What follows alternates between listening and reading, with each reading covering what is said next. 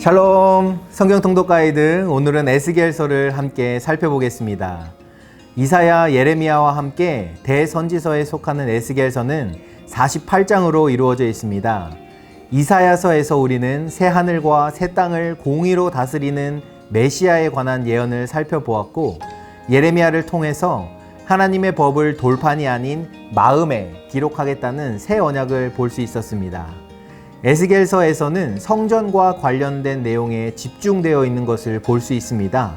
특히 마지막 부분인 40장에서 48장에 기록된 하나님의 영광으로 다시 회복될 새 성전의 환상은 멸망한 이스라엘 백성들을 향한 하나님의 구원을 생생하게 보여주고 있습니다.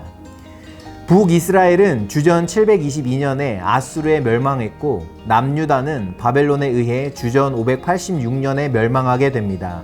이 해는 바벨론이 남유다를 세 번째 침략했을 때이고, 이때 예루살렘과 성전이 무너지게 됩니다.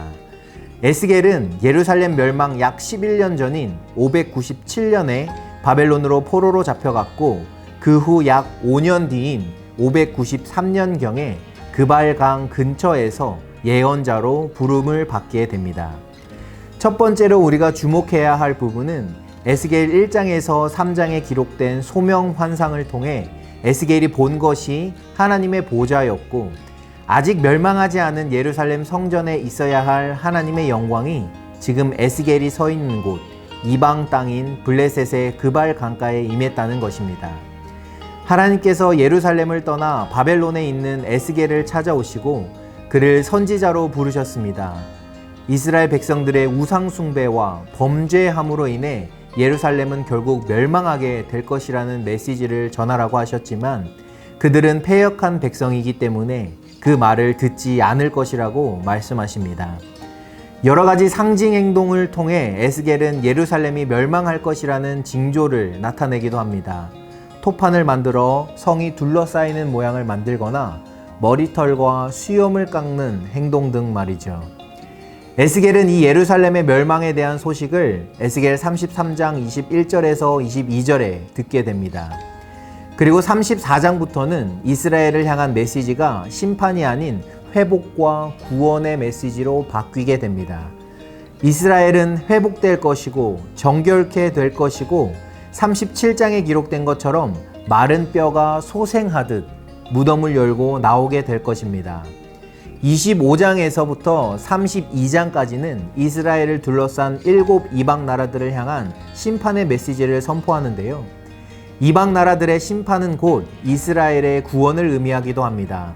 에스겔 38장, 39장에서 이스라엘을 대적하는 마곡이란 나라의 왕 고기, 이스라엘을 심판하는 하나님의 도구로 사용되지만 결국 그 교만과 악독과 포악함으로 인하여 하나님의 심판을 받게 되고, 그것이 이스라엘의 회복으로 이어지는 것도 같은 맥락이라고 할 수 있습니다.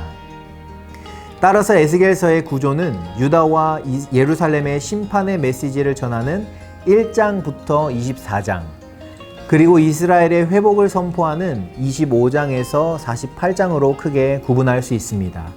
각각 24장씩 두 부분으로 구분하여 읽으실 수 있습니다. 특별히 아까 언급했던 40장에서부터 에스겔은 새로운 성전이 세워지는 환상을 보게 되고, 그 성전에 하나님의 영광이 가득한 것을 보게 됩니다. 이 성읍의 이름은 여호와 삼마, 여호와께서 거기 계신다라는 뜻입니다. 하나님의 보좌가 예루살렘을 떠나 바벨론 그발 강가에서 선지자 에스겔을 부르신 이야기로 시작하는 이 에스겔서는 여호와의 영광이 다시 예루살렘 성전에 가득하여 여호와 삼마로 끝이 나게 됩니다. 에스겔은 다양한 환상과 생생한 심판의 메시지로 인해 우리의 흥미를 자극하는 책입니다. 결국 이스라엘 백성들을 버리시지 않으시고 다시 회복하길 원하시는 하나님의 마음을 에스겔서를 읽으시면서 깨달으실 수 있기를 바랍니다. 저는 다음 영상에서 뵙도록 하겠습니다. 샬롬.